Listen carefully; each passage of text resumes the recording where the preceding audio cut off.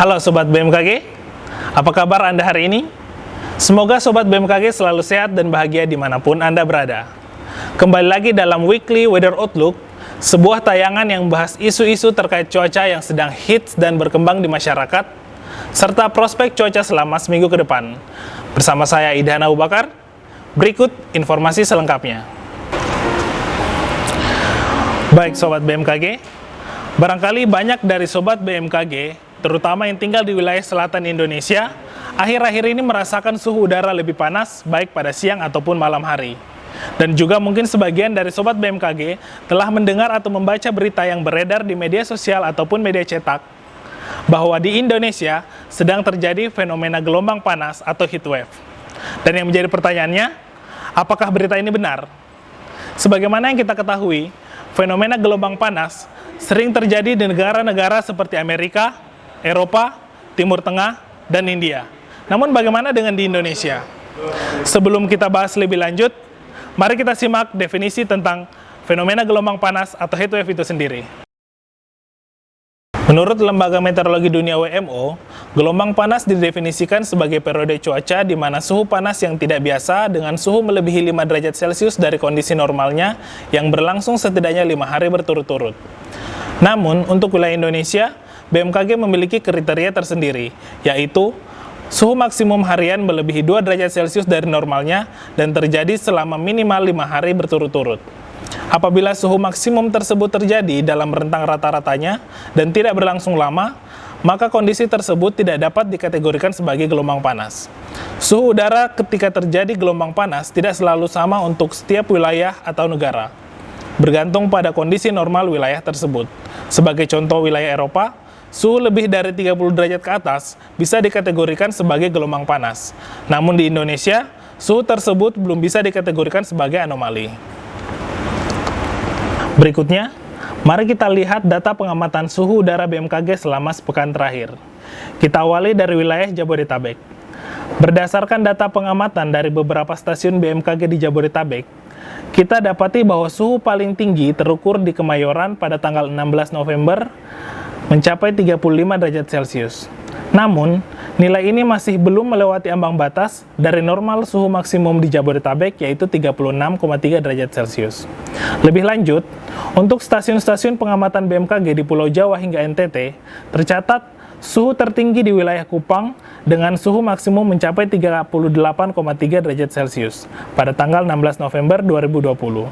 Namun, dari beberapa kota ini, suhu tinggi yang tidak melebihi ambang batas 2 derajat Celcius tidak terjadi selama 5 hari berturut-turut. Sehingga, dapat kita tarik kesimpulan bersama, berdasarkan data yang ada, bahwa tidak benar di Indonesia terjadi fenomena gelombang panas. Kalau bukan gelombang panas, lantas apa penyebab suhu udara panas belakangan ini? Kondisi suhu udara panas yang kita rasakan belakangan cenderung disebabkan oleh beberapa hal. Yang pertama, posisi matahari. Saat ini matahari sedang dalam perjalanannya ke belahan bumi bagian selatan, dan di bulan November ini, matahari sedang berada di atas Pulau Jawa. Kemudian yang kedua, barangkali Sobat BMKG sering mendengar bahwa beberapa kali siklon tropis terbentuk di wilayah sekitar Filipina. Nah, siklon tropis ini membawa dampak tidak langsung juga untuk wilayah Indonesia. Pada saat fenomena cuaca ini terjadi, siklon tropis akan menarik udara basah ke arahnya dan menyisakan udara kering, yang mana udara kering ini menghambat pertumbuhan awan dan cuaca menjadi cerah.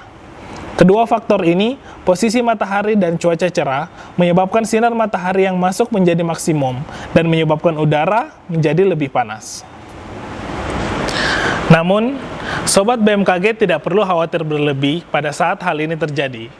Beberapa hal yang Sobat dapat lakukan ketika terjadi suhu udara panas dan matahari bersinar terik antara lain, mengkonsumsi air putih yang cukup untuk mencegah dehidrasi, kurangi aktivitas di luar ruangan ketika suhu panas, gunakan pakaian yang nyaman dan tabir surya jika harus beraktivitas di luar ruangan untuk melindungi diri dari paparan sinar UV, serta menjaga daya tahan tubuh dengan olahraga dan mengkonsumsi makanan yang bergizi dan seimbang. Dan juga kami informasikan, saat ini beberapa wilayah masih berada dalam transisi musim, di mana perubahan cuaca dapat mempengaruhi daya tahan tubuh Sobat BMKG sekalian. Selanjutnya, bagaimana prospek cuaca di wilayah Indonesia 1 minggu ke depan? Berikut informasinya. Untuk wilayah Sumatera, secara umum berpotensi hujan ringan, namun perlu diwaspadai untuk wilayah Aceh, Sumatera Utara, Sumatera Barat, Riau, Kepulauan Riau, dan Bengkulu. Terdapat potensi hujan dengan intensitas lebat. Untuk wilayah Jawa, secara umum berpotensi hujan ringan hingga sedang seperti di wilayah Banten dan DKI Jakarta. Namun diperkirakan terdapat potensi hujan lebat di sebagian wilayah Jawa Barat, Jawa Tengah, dan Jawa Timur. Untuk wilayah Kalimantan, kondisi cuaca di Kalimantan akan didominasi oleh kondisi berawan dan hujan ringan.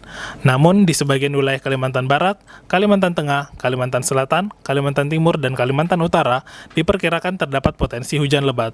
Untuk wilayah Sulawesi, sebagian besar wilayah Sulawesi secara umum berawan hingga hujan sedang.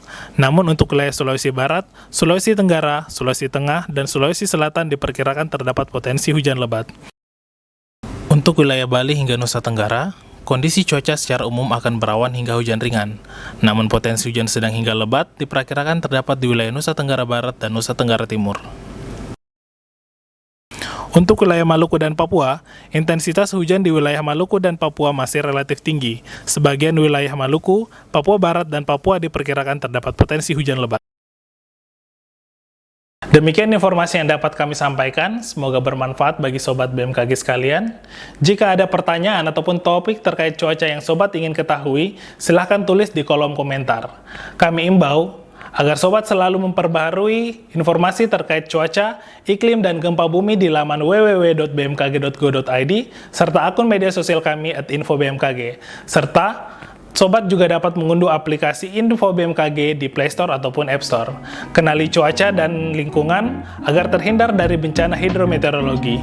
Dan juga tetap patuhi protokol kesehatan dengan memakai masker, mencuci tangan, dan hindari kerumunan. Salam sehat dan sampai jumpa.